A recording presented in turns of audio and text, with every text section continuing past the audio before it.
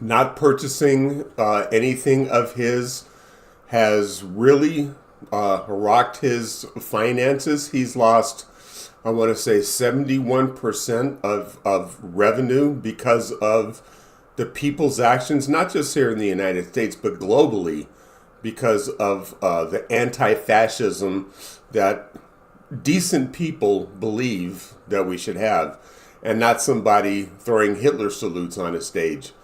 So that's where your power is no one can make you spend your money where you don't want to, other than utilities, where you get gas, where you buy food, where you get clothing.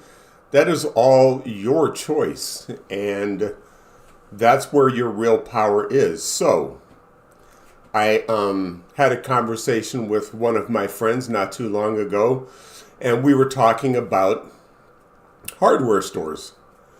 And so, for example, I do not go to Home Depot because Home Depot notoriously gives money to the Republican Party and Cadet Bone Spurs, the coward in chief.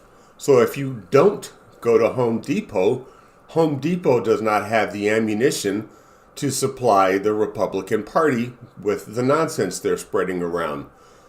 And he was like, well, it's convenient. Nobody's going to go out of their way to do that or practice that. It's inconvenient. So just a question that I have, what's more convenient? Driving a few extra miles to make sure your money does not go in the hands of people that want to support evil? Or is it more inconvenient to have your due process taken away, to have judges arrested, to have tariffs imposed on you that you don't want, that are making things more expensive? Which one is more inconvenient for you? Think about that, because if you're just worried about the shortest distance between 2 points, you're part of the problem. You're funding evil just because you don't feel like going out of your way a few extra steps or a few extra miles. So just remember what's really important. And if you are interested in all the companies that fund this evil fascist propaganda regime, there's a list in the description box below that you can find out. So for example, I'm glad I drive an electric car. Chevron is one of the biggest donators to the Republican Party. So even if I rent a car, it won't be Chevron that I will go to unless I'm have a whisper's worth of gas in my tank and have no other options. So just think for yourself. Think of where you want your money to go. And most importantly, how benefiting yourself and where you spend your money will go. So these are just things that I think about, that, all these protests and the collective boycotting of places like Target and businesses that caved into not supporting DEI, those people won't get my money. It's just that simple. So check out the description box below. Empower yourself. And where you spend your money is one of the biggest things that you can do to change the climate in which you want to live.